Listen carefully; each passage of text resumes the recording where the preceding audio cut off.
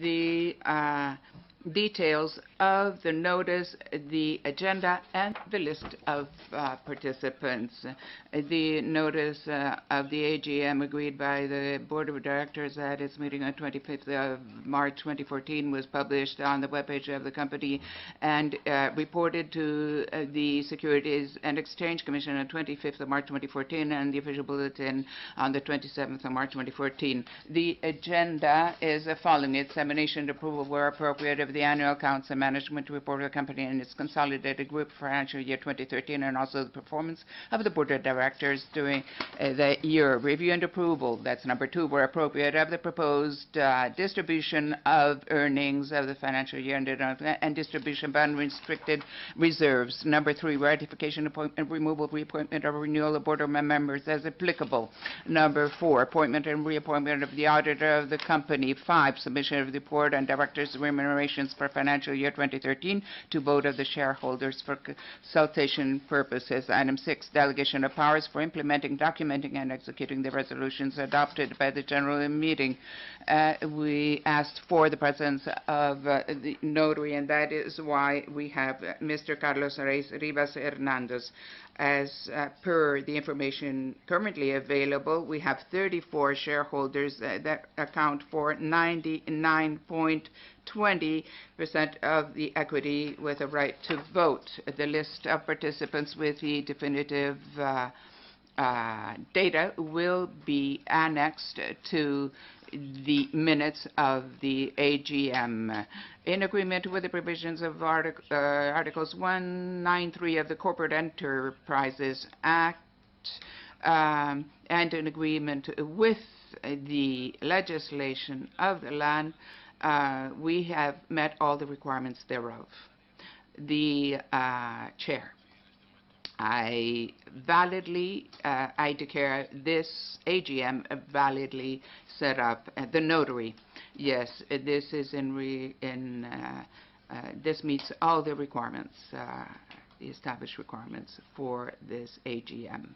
Any comments? The annual accounts, the management report of the consolidated group, and the reports of the auditors, as well as all the resolutions that the Board of Directors submits to the AGM, together with the reports of the administrators on the changes to the bylaws of the Board of Directors and on the remunerations of board members, are all included in the documentation that you have access to. So we take it as read, and all this will be appended to the minutes. I will now report to you. I think now we can get going after these safety instructions. I'll be talking to you about the management report. Good morning, ladies and gentlemen, shareholders. Once again, as in previous years, it is a pleasure and an honor for me to address you once again to present the annual accounts of CLH and its consolidated group, as well as the management report and the proposed application of results for the financial year 2013.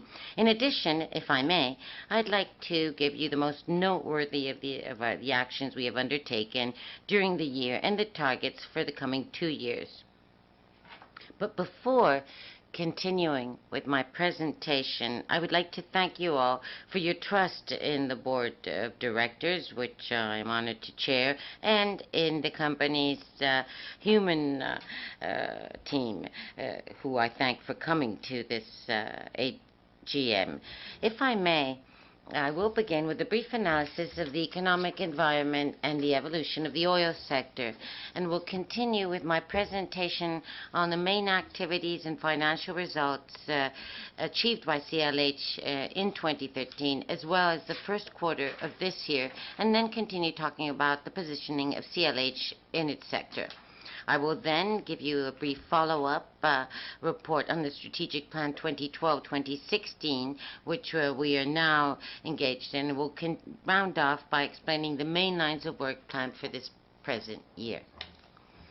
As we are about to see in 2013, the international environment was characterized by an economic growth rate that was lower than initially forecast and also lower than the previous year, but with striking inequalities by regions, which has also had an impact on the evolution of demand for oil products. In this respect, and according to the IMF's latest estimates, the global economy dropped by 3% in 2013, which is a new fall compared with the growth rates of previous years.